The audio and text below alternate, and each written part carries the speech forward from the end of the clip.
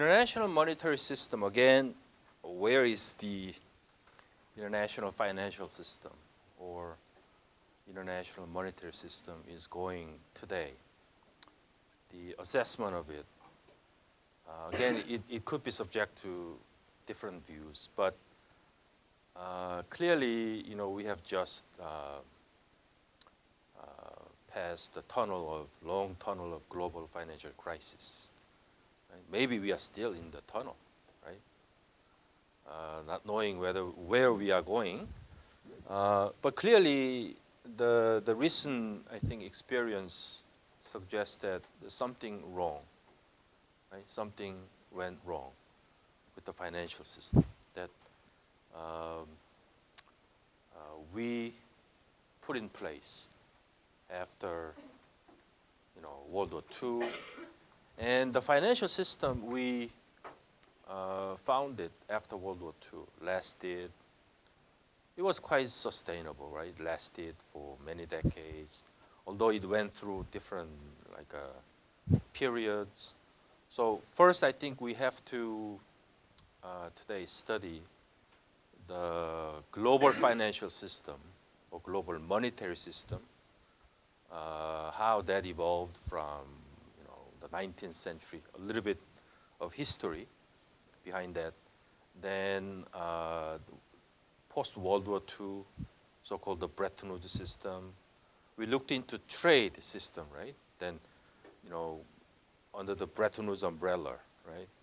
Then what kind of financial system or monetary system we had, right? Then how that was maintained until, right, the recent times, the 80s, 90s, right up to the global financial system.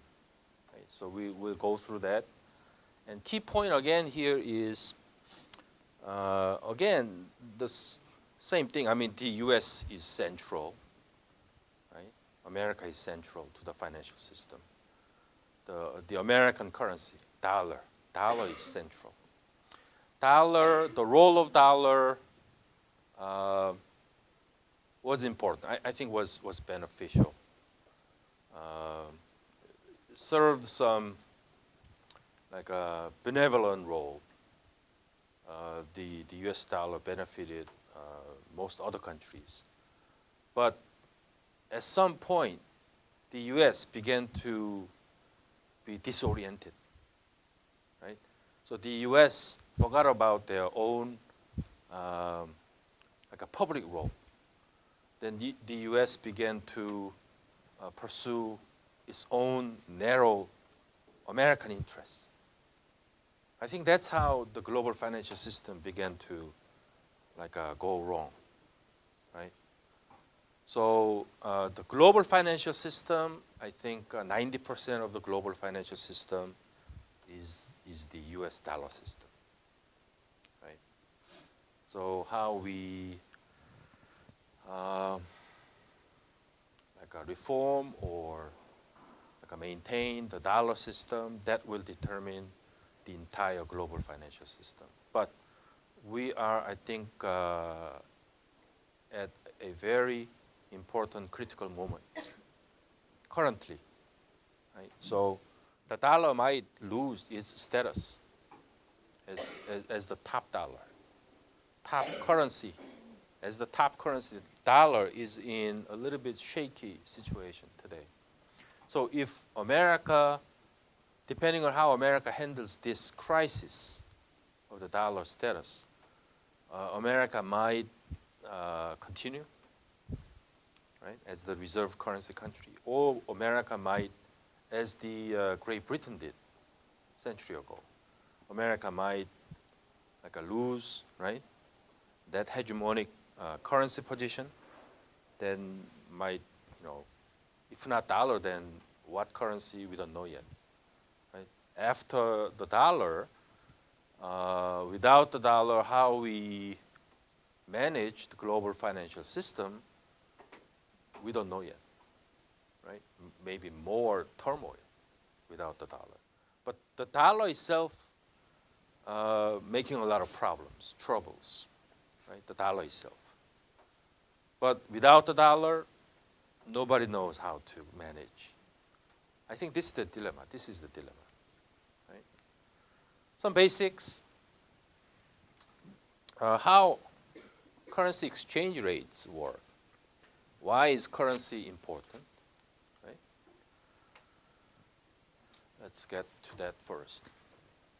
Like some analogy, different people, different countries speak different languages, right? And they have different currencies. It's okay, when they have different currencies, but they do business across borders. That's when problem occurs, when they do business in different currencies, right? You need to have some standard, like a comparative measure, right?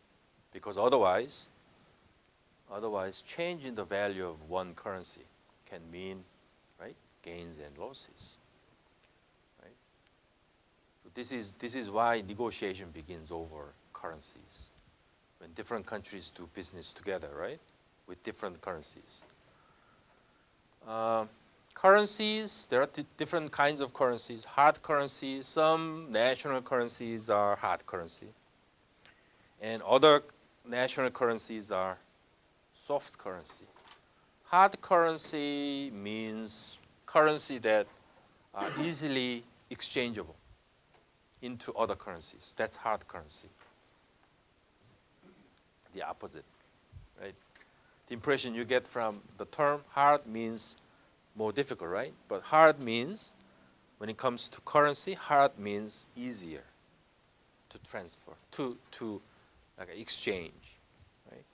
So the US is hard currency, right? Korean won is hard currency. But I don't think North Korean money is hard currency. North Korean money is the extreme kind of soft currency, right? Now, I think exchange rate, currency values, right, determines competitiveness, right? Competitiveness of different economies. I think even trade, right? Trade, conflict over trade, tensions over trade. Countries have tensions over trade, right? Because they want to export more, right? But trade, even if you export more, if you don't have good currency, you lose. How much more you export, if you have bad currency, you lose. That's why currency is very important, right? So if you have a favorable currency value, then it's equivalent to exporting maybe hundreds of thousands of automobiles. Same thing, right? That's why currency is more important than trade, probably. That's why countries pursue the advantageous positions over currency, right?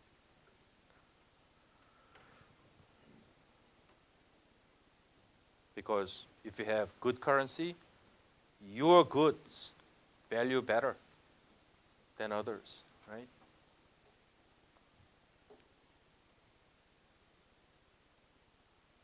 Right. More important than the quality of goods, right? Quality of currency more important than the quality of goods, right? And even currency values have some profound political, social consequences, right?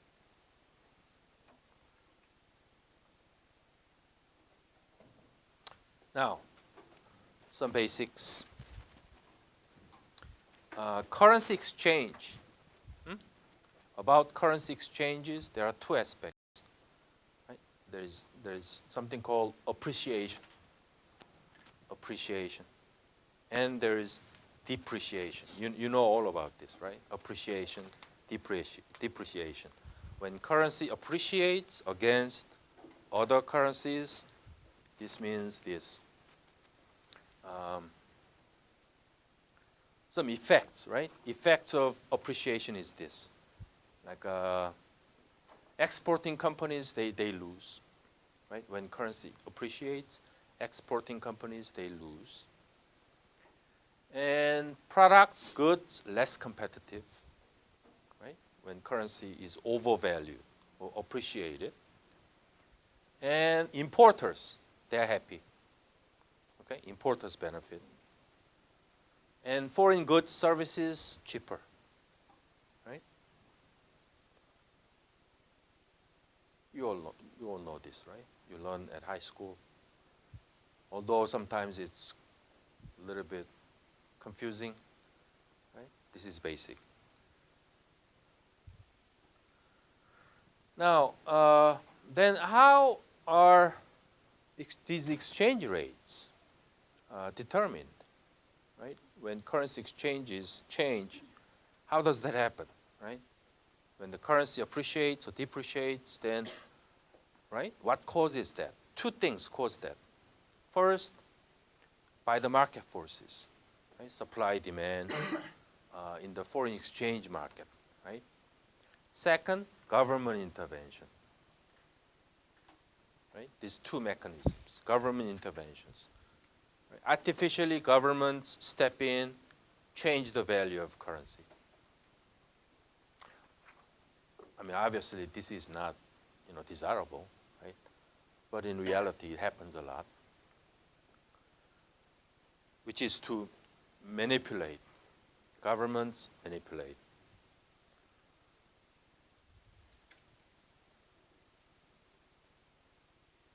Central banks, right? Who intervenes? Central banks intervene. Right? Central banks buy and sell their own currency. That's how exchange rates change, appreciate or depreciate. Now let's get to depreciation, right? Depreciation, politically more useful, right? Politically more useful. I'm not saying every country pursues depreciation. I'm not saying that, okay? Because different countries have different goals, okay? But at least depreciation, countries are tempted to do that, depreciate, right? Because depreciation has some good things, depreciation, good things, you have better, better conditions, better competitiveness, right? Depreciation shifts competitiveness, right, in your favor. And most important thing for many countries, oil and food import cost, right? High. That's the downside to depreciation. So this is good things, this is bad thing, right? These are good things, but on the other hand, you can export more, right? By depreciating. But on the other hand, right? You import, particularly these two important things, food cost, oil cost, energy cost, go up. And your living standard go down. And economic growth maybe is slowing down because of that. And inflation might occur. Inflation. Okay.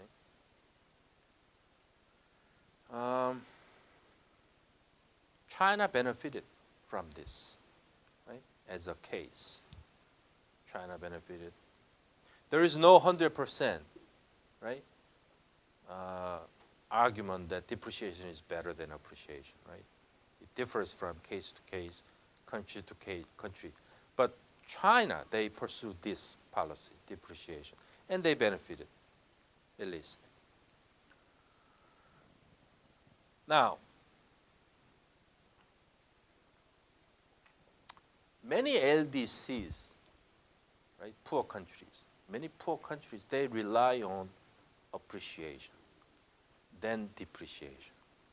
Okay? Then why? Why appreciation is better?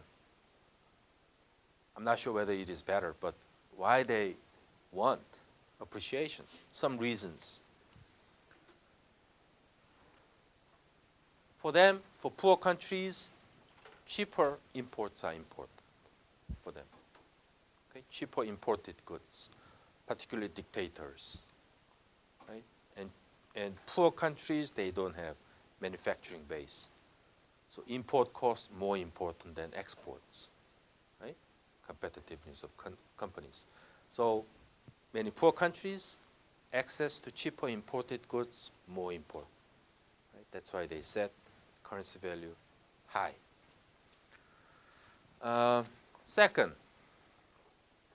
I mean, including these items, right? Technology, right? Arms is important.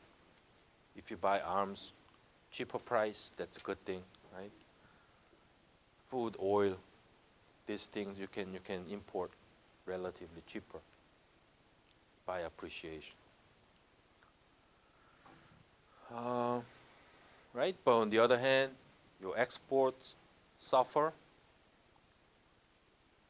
So from longer term perspective, right? From longer term perspective, if poor countries pursues this, right, you lose from longer term perspective.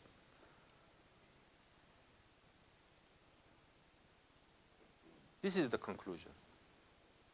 Many countries do this, but in practice, it's hard for them to reap the benefits of overvaluation or appreciation.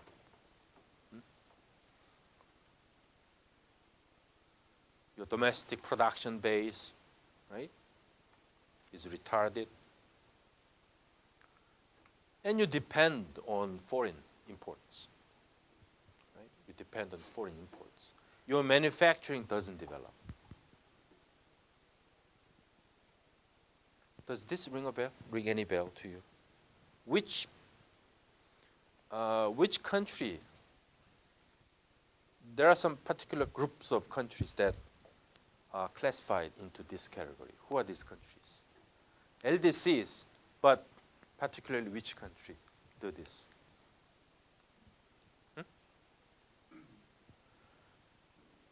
Oil and gas exporting countries. Oil and gas exporting, raw materials exporting countries, they are in this category. Raw material based countries. Like Kazakhstan, which I went to 2 months ago. Kazakhstan, exactly this case, right? Kazakhstan. For countries like Kazakhstan, if I were the leader of Kazakhstan, yes, exactly this. I would rather care much more about this. If I was the president of Kazakhstan, I would rather care much more about this than this. Because Kazakhstan doesn't have any company. The only industry Kazakhstan has is raw materials. And raw materials, foreign companies come in and they develop. Right? And what Kazakhs do is to get the money from foreign companies and pay for the imports from foreign countries. Even basic items like clothes, very basic manufactured goods they import. Cars, I mean, almost everything. Right? So import costs much more important for them. So currency value naturally tends to overvalue. Tends to be overvalued, appreciates. Right? So many oil exporting, raw material based countries, not simply oil and gas exporting, like even agricultural exporting countries in many Latin American countries, same category. Right? So for them, I think this recommendation is really correct. Really correct. Recommendation for these countries, I think it must be you need to, right, grow your own industry and correct overvalued currency in a way that go down. Right? So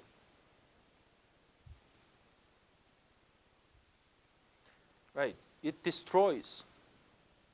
If you do this, if you keep relying on appreciation, you destroy your domestic industries, including agriculture, right? Including agriculture and manufacturing, although they don't even have manufacturing.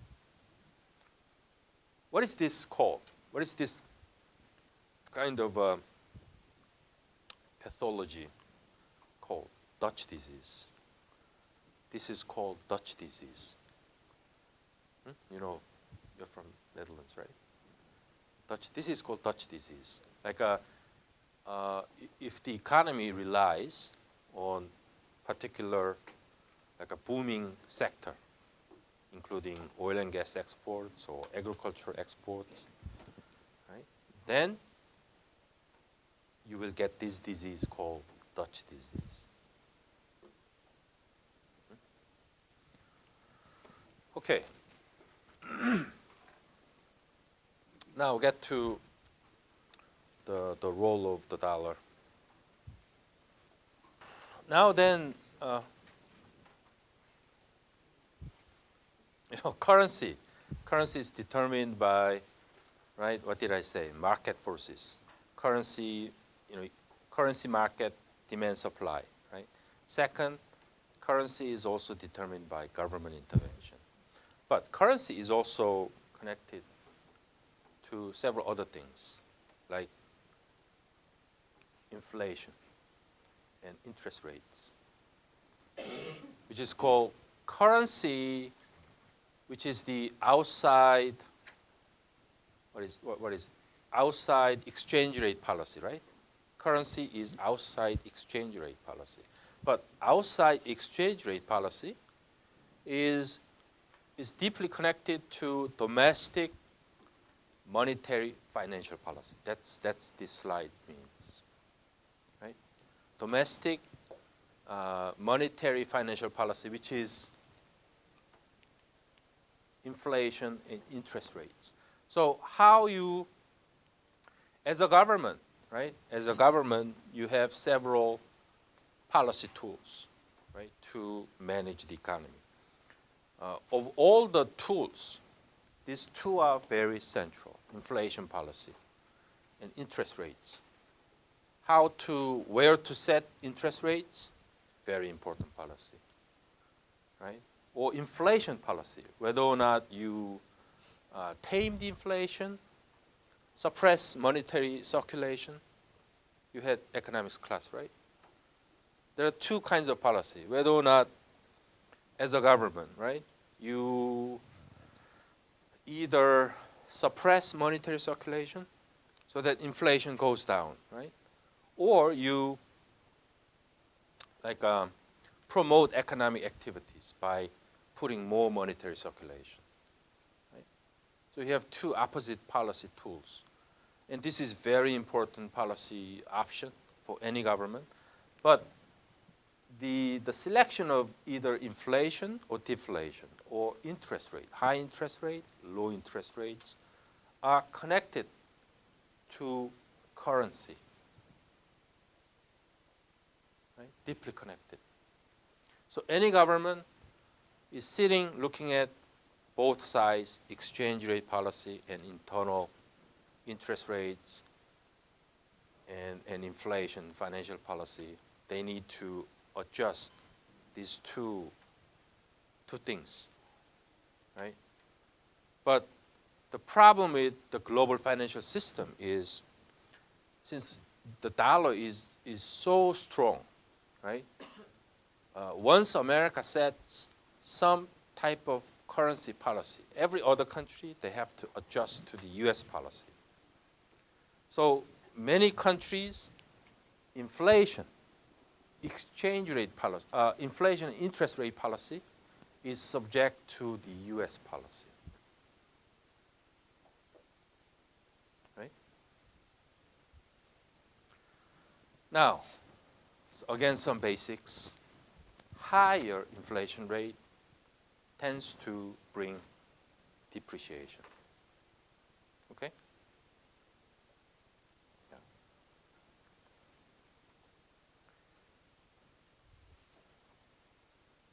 And under depreciation, currency has less purchasing power. Right? And currency is less attractive. Okay? Under high inflation situation, under depreciation, currency is less attractive for foreign buyers. Right? This is common sense. Low interest rates, same thing, depreciation. Okay? Low interest rates, depreciation. Right? So this is the combination, very complex combination. Like when U.S. attempts high inflation rate, okay, then other countries, their inflation rate, interest rate policy must adjust to the U.S. policy. Right? That's how, under the global financial system, okay, other countries, they lose the sovereignty of financial policy because of this mechanism.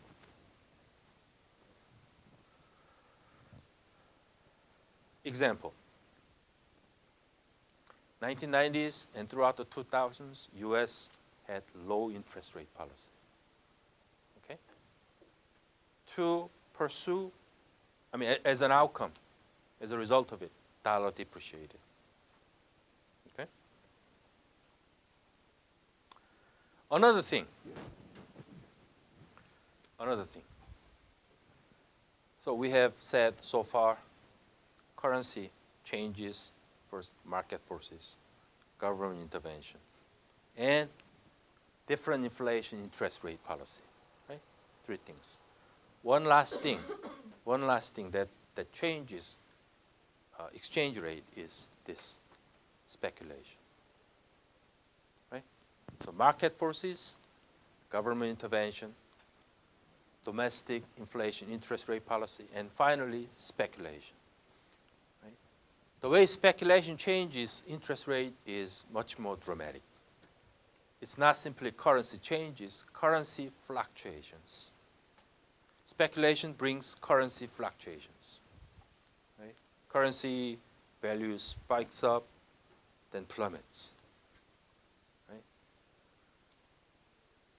This rarely happens in advanced countries.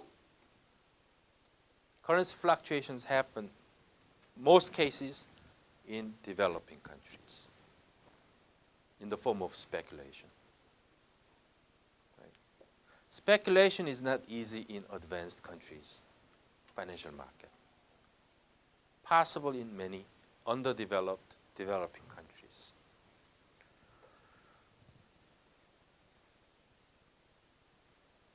What is speculation? This is how economics become psychology.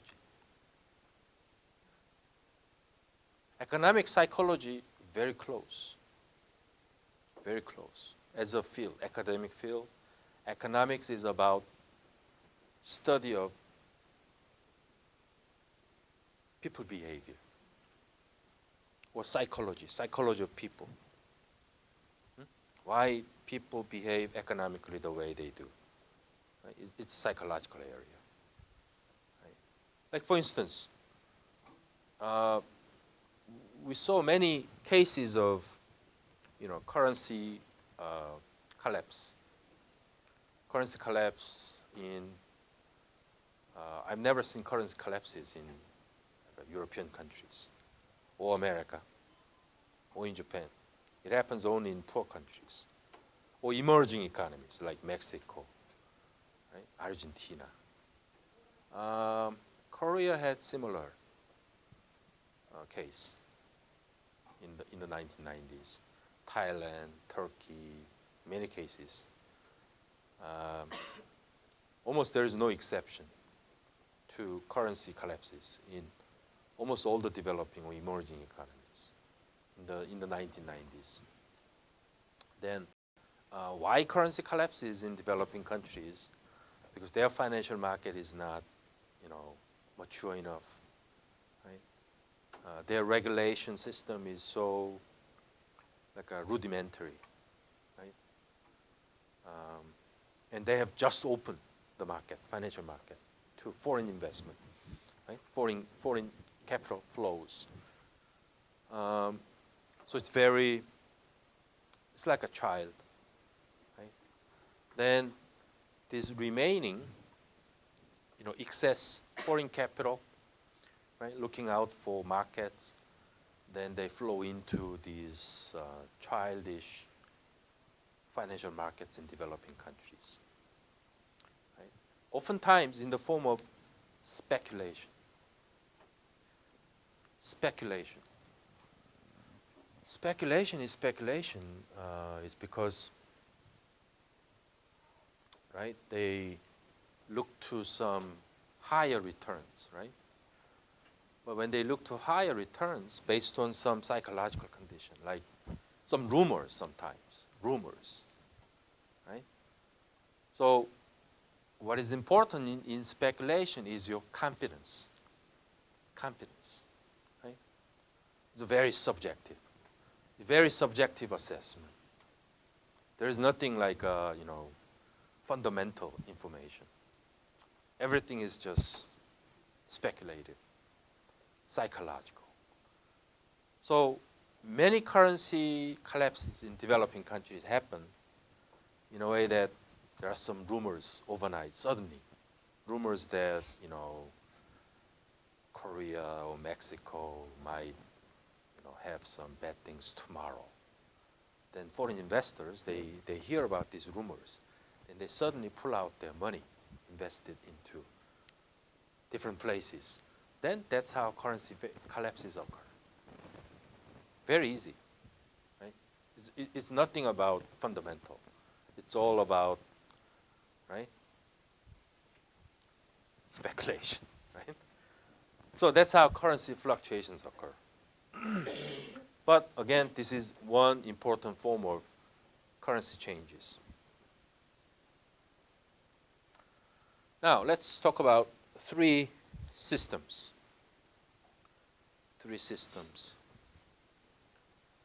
In contemporary era, we had three different exchange rate systems. Okay, three different exchange rate systems. One is gold standard. Every textbook has similar information, but this textbook, I've read different textbooks. Many textbooks, in my opinion, have problems about this particular section. Financial system, monetary system. Many textbooks, very bad description about the monetary system. But this textbook, this one, best one. At least in terms of this section, best one. Very good explanations, rich examples, cases. Very good chapter. So, gold standard. Okay, gold standard began early 19th century, lasted until the end of World War II. This is gold standard. Lasted for a long, long time. Right? It's a good system. It's a fixed system, fixed exchange rate system. This is a fixed exchange rate system, gold standard. Second, again, same gold standard. Second system is called different ways. Basically, second system is Bretton Woods system. Okay, Bretton Woods system. And again, fixed system, same fixed system. Maybe confusing. This is fixed system. This is also fixed system. Right? But this is a fixed to gold. Okay? Gold is anchor. This one, gold is anchor. But this one is fixed indirectly to gold. Indirectly. Because fixed directly to the dollar. This is the difference. This one fixed to the dollar first. Then again fixed to gold. Dollar is fixed to gold again. Like a two-tier system. This is two-tier system. That's why it's called modified gold standard. Modified gold standard. So it's a Bretton Woods system, right? Bretton Woods financial system. Lasted only 20 years, right? 20 years, from 50 to 70. We discussed this several times. 71, there was a big change, right? Nixon, right, introduced big change. Then, because of that change, new system began. Flexible system began. Until now. The flexible system began 1971.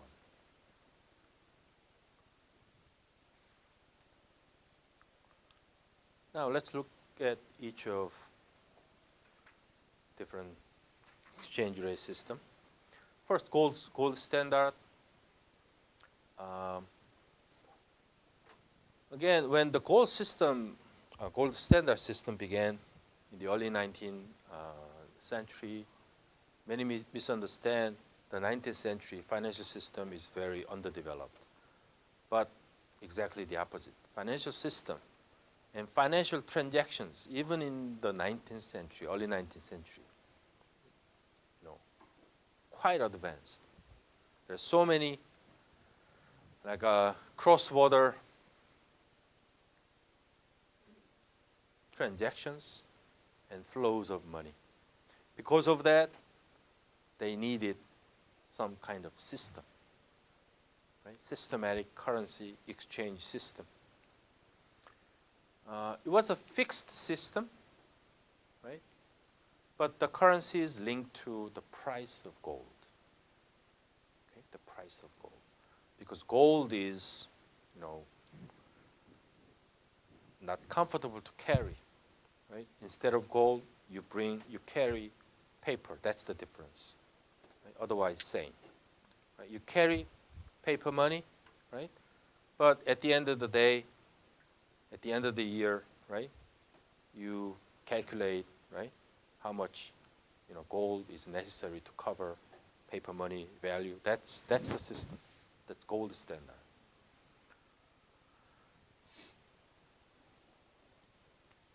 Pegged means fixed. Right? It's a good system. It was a good system, according to him. It was a self-regulating system. Right? There is no inflation. And there is no inflation. Self-regulating means there is no conflicts over currency between countries. It was self-regulating. Right? And the bad currency system, what is the bad currency system? Bad currency system is one in which some countries accumulate a lot of money. Surplus, budget surplus. On the other hand, other countries, right, suffer budget deficit. This is a bad system. It's not self-regulating, right? So imbalance, there is imbalance, right? Which is today's system. One of the problems with current global financial system is exactly this. There is an imbalance between surplus countries and deficit countries. Right? But at that time, there is no imbalance such as that because it's self-regulating.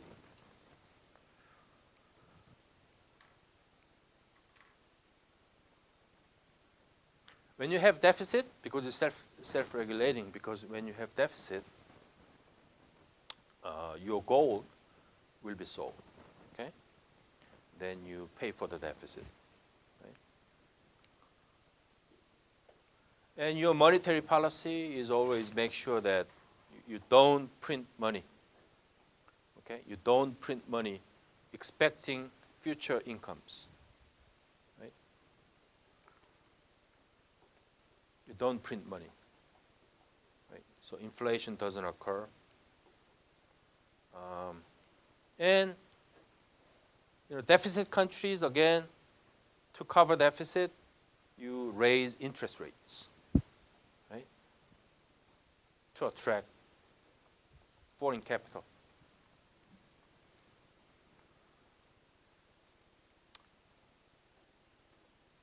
Britain's currency, pound sterling, was the strongest currency at the time. And Britain enjoyed the largest credit. Then let's discuss then why this system began to decline.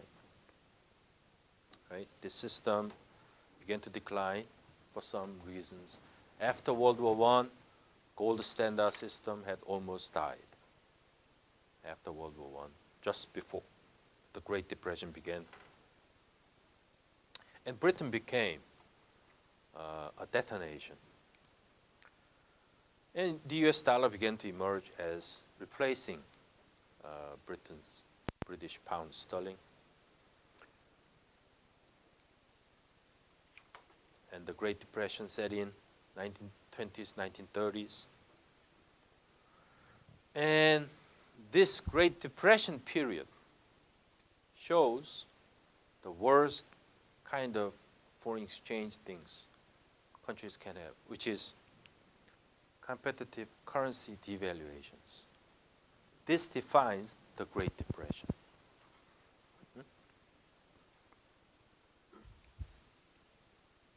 And currency was limited to domestic boundary. So that technically was not convertible.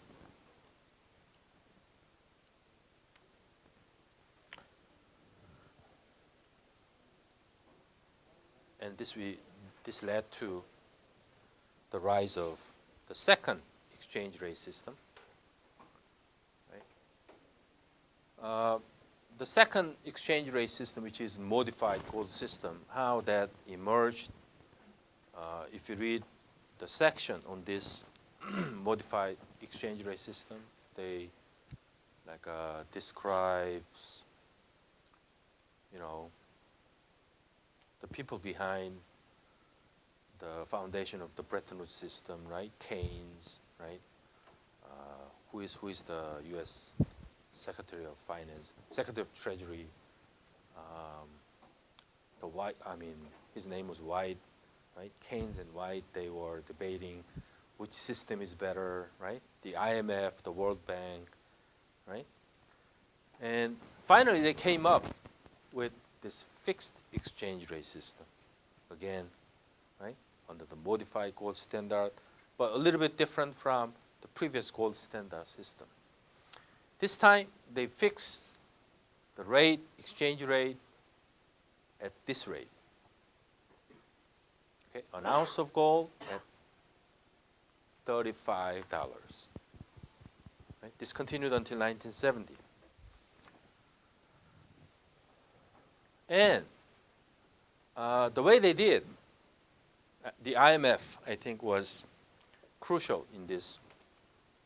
The way they managed this sort of a half fixed exchange rate system, the way they did it was other currencies, they can move around against the dollar, but the IMF set the boundary, which is called trading bands. Trading bands. Okay? This is the move, like a maneuvering room, right, for which currencies can move around. Not beyond 1%. Only within the boundary of 1%, currency values can move around, change, right? So that currency fluctuations do not occur. That was the goal.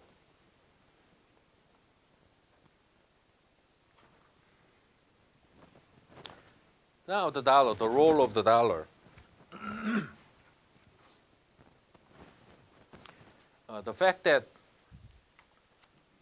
dollar was set against gold, that gave confidence. Okay? This is important. This is important. And America had a lot of gold as a backup. Okay? So 1-to-1 backup. Okay? The number of US paper money and the volume of gold, it was 1-to-1. Okay? Make sure. Otherwise, if America decides to print more money than the gold, right? That's against the law. Almost against the law. Right? America was not allowed to do that. Okay? Because countries making sure that enough backup is available. Otherwise countries, they lose confidence in the dollar, right? They are not going to hold dollar as asset, right? So when they hold their assets as dollar, right? They make sure the dollar is like backed up by gold, right? That's how this system worked.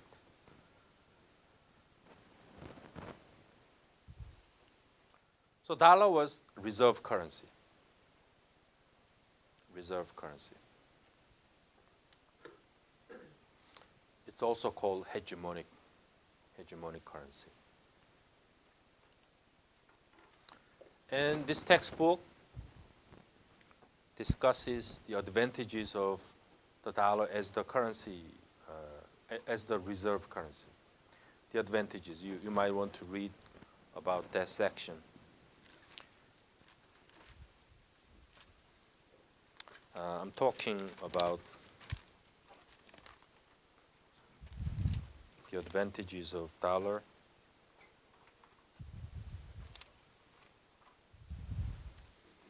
Maybe they are discussing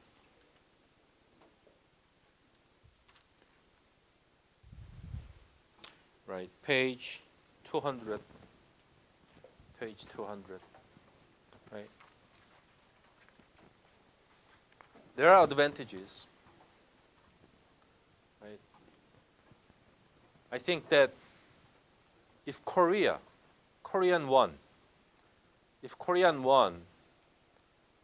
was the reserve currency, then what kind of advantages Koreans would enjoy, right?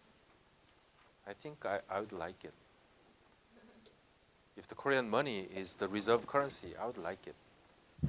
Right? That means, it could mean many things, but that more than anything else means first, when oil is traded, right? Like when Saudi exports oil, then different countries buys it from Saudi, right? Then in exchange they pay. I mean, Saudi might ask them, right? We want Korean won. The Saudi will accumulate tons of Korean won in their bank. That's the reserve currency. Right? The advantages of that, wow, I mean, that advantage. There are disadvantages also. I don't think this textbook does a good job of providing disadvantages. Because America benefited a lot from the dollar. But again, this textbook indicates that the dollar began to face a lot of problems internally, right? That's a paradox. Gave a lot of benefits, but over time, sometimes America made sacrifices as a hegemonic power. Right? So there are advantages and disadvantages. So you read about it. Okay? Now, the demise of the Bretton Woods system, this modified gold standard system began to suffer, began to decline. Then the reasons, there are many different reasons. I think the modified gold system and American dollar system began to be contradictory. Okay? Because America enjoyed too much. Right? America was addicted. America began to be addicted to spending. Because it was so so comfortable with that system. Right? So America enjoyed too much. So that America, spent too much. Right? In the top dollar system, America spent too much, like a military budget particularly. America have had too many wars. Spent too much. So that sort of began to be internally contradictory. And deficit. I mean, the top dollar system inevitably leads to the deficit. Deficit. It was an advantage, at the same time disadvantage. Right? So America began to suffer deficit. And oversupply of dollars. Oversupply of dollars. To put it different ways, it's like exporting inflation. America was exporting inflation to Japan and Western Europe.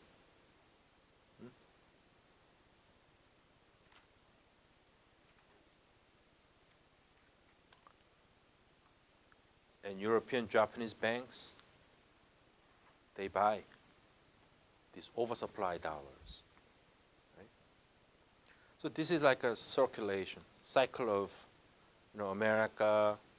American dollar flowing into these countries. Right? They buy up the surplus dollars and invest in the American economy. This is cycle. Right? And they complain. Europeans and Japanese, they complain about these U.S. privileges. So that there emerged a split between the U.S. on one hand and Japan and Europe on the other over these issues. So political relations between Europe, Japan on one hand and the United States began to be undermined because of this. Because modified gold system was based on, quote unquote, from this textbook, political bargains.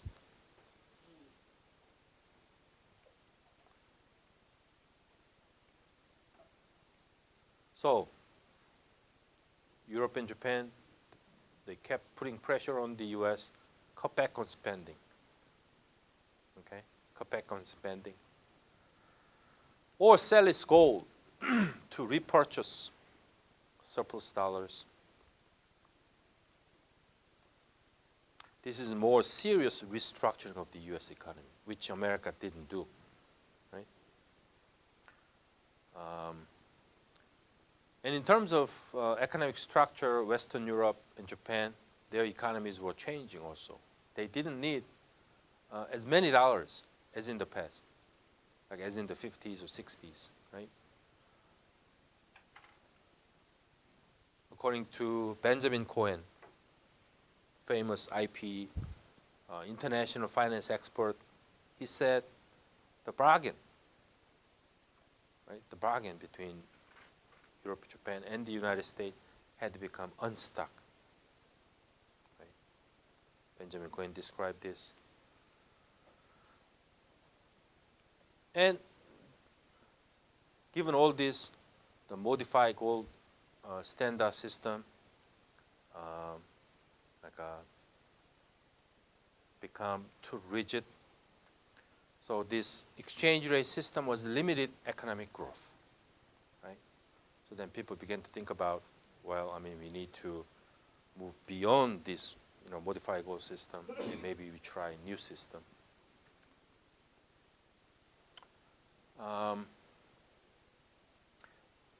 Then Nixon came around, right? Nixon policy.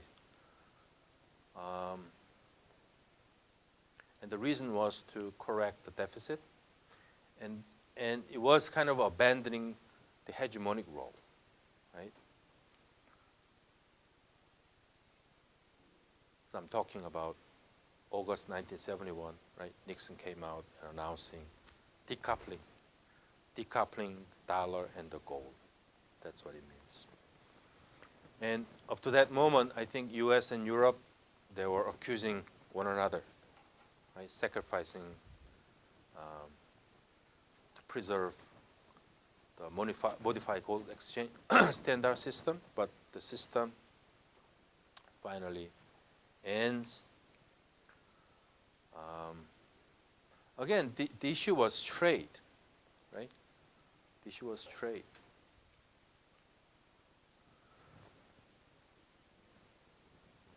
Why the end of the fixed exchange rate system? Okay, why the end of the modified gold exchange rate system? One is there was enough needs for bring down capital controls. Okay, there was pressure to bring down capital controls. They were looking for a more flexible exchange rate system. Okay? So even by the late 1960s, companies in Europe and Japan, they were looking for new markets and investments. And private capital flows began to increase dramatically. And TNC, companies, transnational corporations, their investments, either in the form of direct or portfolio, all these increase, right? So they were growing out of this rigid, fixed exchange rate system, which was limiting capital control.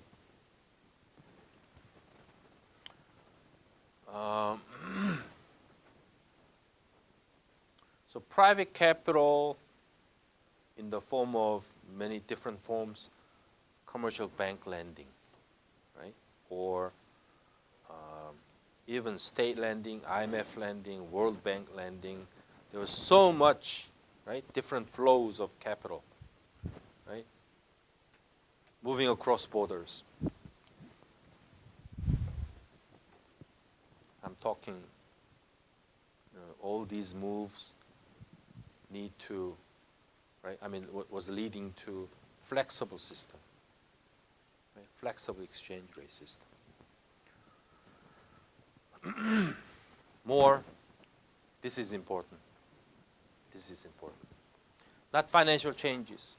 Politically, Japan and Europe became more influential. Okay? And very important, rise of OPEC. Right? Rise of OPEC. Because of OPEC, right? More oil exports, more flexible exchange rate system was needed. Because of petrodollars. Because of petrodollars. Petrodollars began to be gaining in importance in the 70s after energy crisis. Huge volumes of oil dollars circulating in the financial system. First,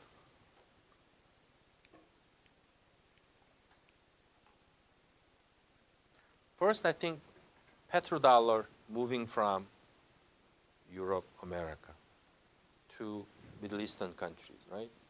Then move back to developing countries in the form of loans, right? I'm talking about trillions of dollars here. So even this, even if you look at this, the modified gold standard, the fixed exchange rate system was not sufficient to right, engage this type of financial transactions. And there was a shift toward multipolar security structure. Again, this is again another reason for flexible exchange rate system. So multipolar security structure is connected to flexible exchange rate system. So as a whole, we are talking about, global financial network was rising, right?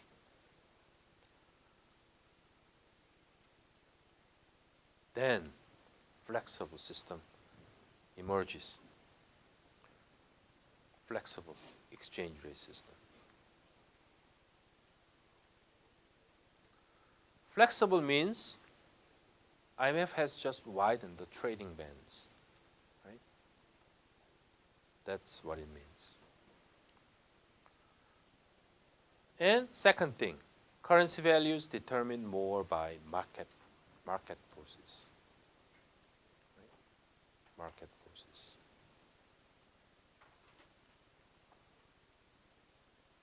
Then let's see how flexible exchange rate system evolved in the 1980s.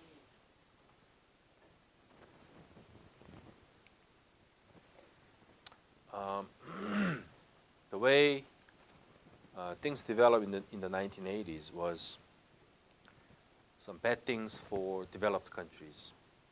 Right? Developed countries began to develop trade imbalances, trade deficit.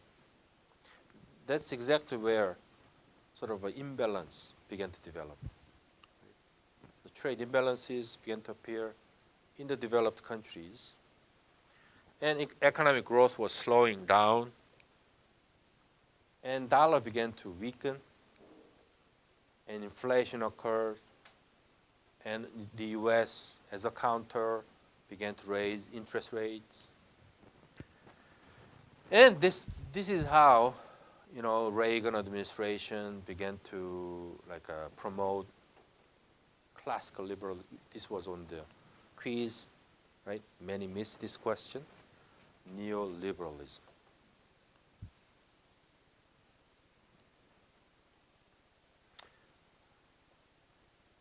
Again, as part of trade imbalances, U.S. began to suffer trade deficit, began to develop trade deficit.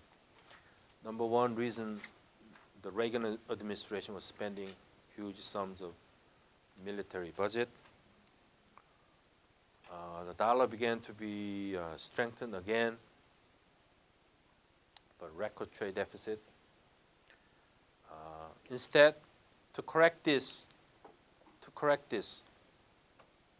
the Reagan administration was, pressuring Japan to adopt adjustment measures. Okay, not restructuring the U.S. economy. They were asking Japan to adjust.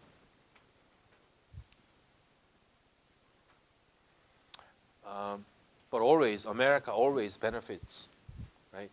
Regardless of what they do, America benefits. America always wins, right? Again, high interest rates attracted foreign investment into the United States. That's how they sustain the dollar system again. So Americans again was able to sustain the value of the dollar because of this. But at the end, more convenient tool was sort of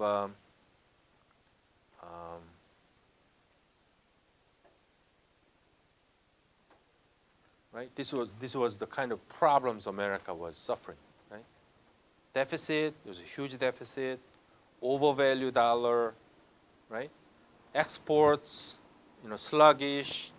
These are all problems, right, facing the U.S. But to get around all these problems, what America selected was this Plaza Accord, right? Convenient tool, which is to devalue the dollar by intervening in conjunction with her allies. That's Plaza Accord. So asking Japan and others to raise interest rates in their own countries. In so doing, America sort of benefits without having, done any changes internally. That's Plaza Accord.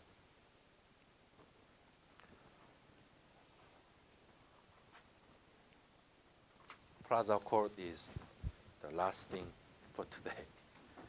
I'll finish up a couple more pages Tuesday. But Tuesday, the main thing for Tuesday is chapter 8. Read chapter 8, international debt. Okay, after we finish up financial, chapter, then get to international debt.